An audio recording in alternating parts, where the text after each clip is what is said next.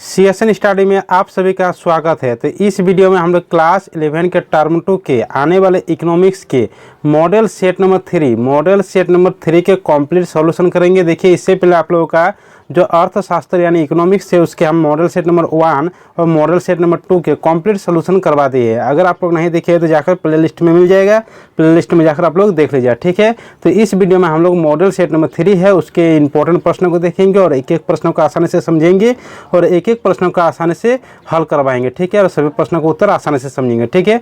तो चलिए, model set 1 के प्रश्न जैसे आप लोग जानते हैं कि इसको 3 खंड में बांटा गया है। खंड ए में आप लोगों को 7 प्रश्नों में से 5 प्रश्न का उत्तर देना है। खंड बी में भी आप लोगों को 8 से 14 तक है जिसमें से आप लोगों को 5 प्रश्न का उत्तर देना है। खंड सी में आप लोगों का 15 से 19 तक है जो कि आप लोगों का 3 प्रश्नों का उत्तर देना है, ठीक है। तो चलिए अब प्रश्नों को देख लेते हैं। देखिए, ये सब जो खंड ए के प्रश्न है, फिर यहाँ पर खंड बी के प्रश्न है और यहाँ पर खंड सी के प्रश्न है, ठीक है। तो देखिए, अब प्रश्नों को देखते हैं और हल करते हैं। जैसे 1 नंबर प्रश्न है, 1 नंबर प्रश्न है कि यहाँ पर 12, 15, 18, 7 तथा 8 की माध्यिका क्या होगी। इसका माध्यिका निकालने के लिए बोला गया है। तो माध्यिका निकालने के लिए क्या करते हैं हम लोग, सबसे पहले इसको आरोही या अवरोही क्रम में व्यवस्थित करते हैं। तो इसको हम आरोही क्रम में व्यवस्थित किए।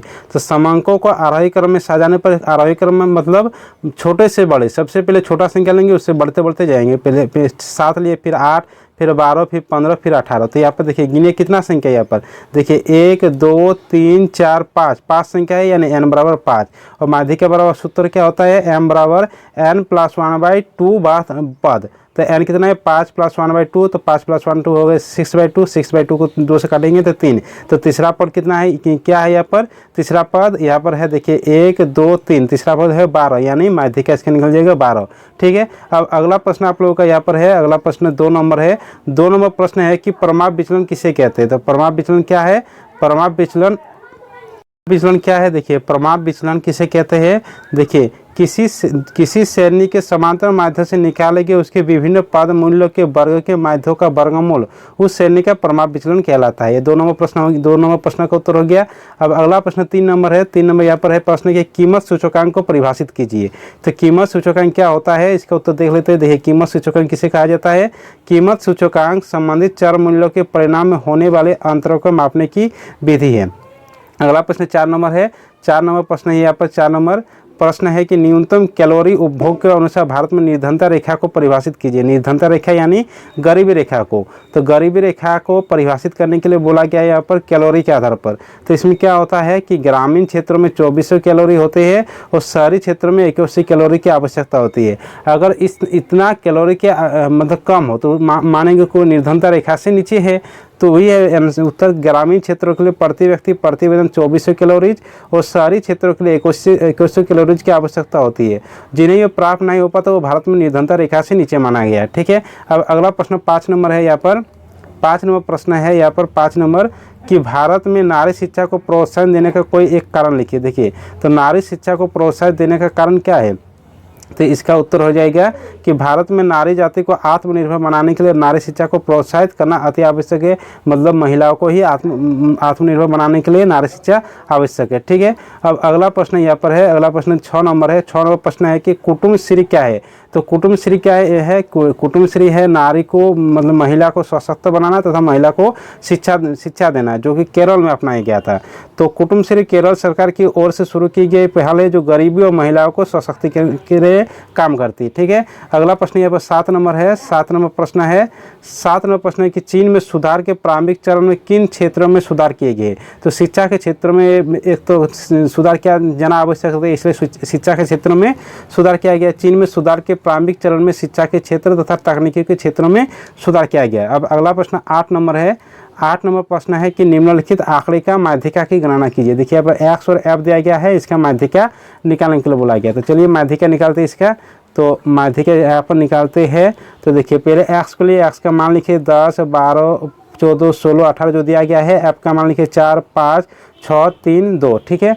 अब यहाँ पर हम अपने से लिखिए यहाँ पर सी एफ क्या होगा, जो यहाँ पर 4 होता है 4 को 4 लिख दिए, फिर इस 4 में से इस 5 को जोड़ दिए तो 4 प्लस कितना होगा 9 हो गया। फिर 9 में 6 को जोड़ दिए तो 15, 15 में इस 3 को जोड़ दिया तो 18, 18 में इस 2 को जोड़ दिए तो 20।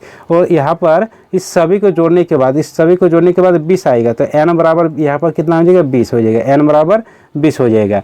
तो माध्यिका जिसको m से दर्शाता होता है, माध्यिका बराबर क्या होता है m n प्लस 1/2 बा पद।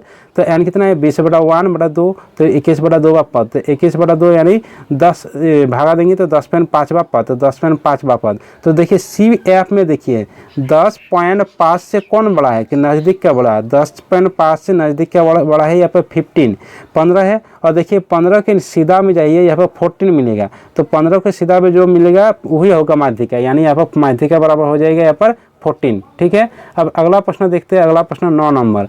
अगला प्रश्न यहाँ पर 9 नंबर प्रश्न है कि निम्नलिखित आंकड़ों के परमाप विचलन की गणना कीजिए। यहाँ पर x का मान दिया गया है और यहाँ पर f का मान दिया गया है। ठीक है, तो परमाप विचलन यहाँ पर बनाते हैं। देखिए तो जो x का मान दिया गया यहाँ पर x का मान लिख दिए 10, 12, 14, 16, 18। f का मान दिया गया 4, 5, 6, 3, 2।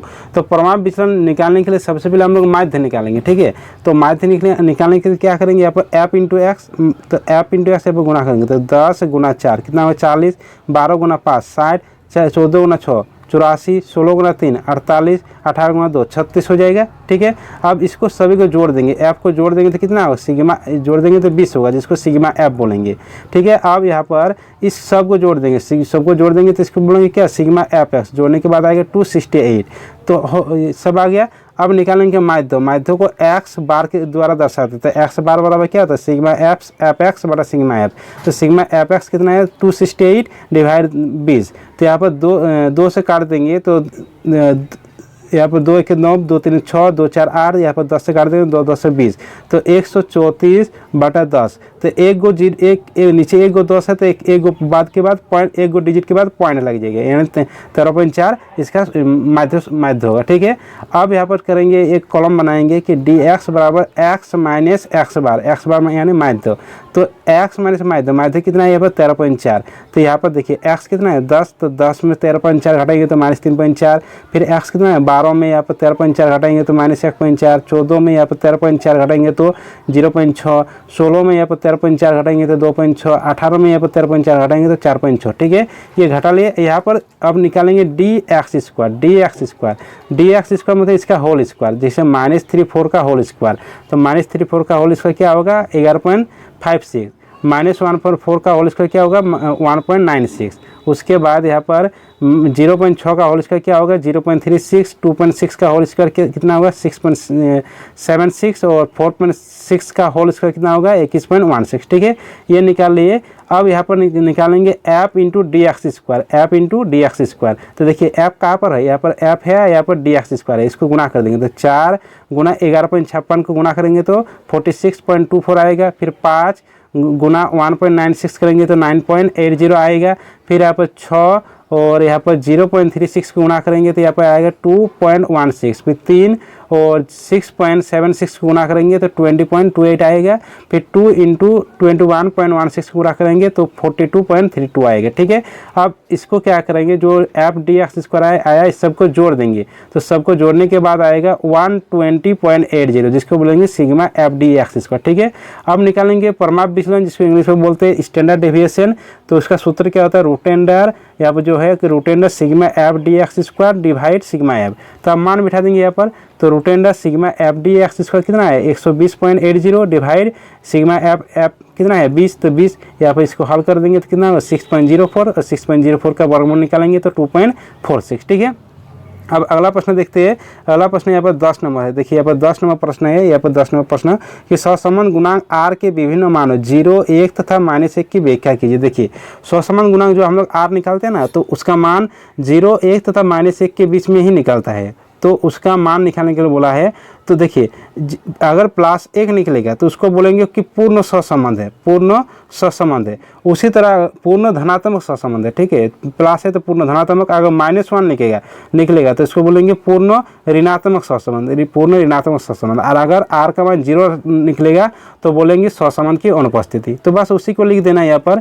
देखिए सहसंबंध एक ऐसी सांख्यिकीय विधि है जो आपस में संबंधित दो चरणों श्रृंखला को कार्य संबंध स्पष्ट करती है। सहसंबंध के परिणाम का अनुमान सहसंबंध के गुणांक द्वारा लगाया जाता है।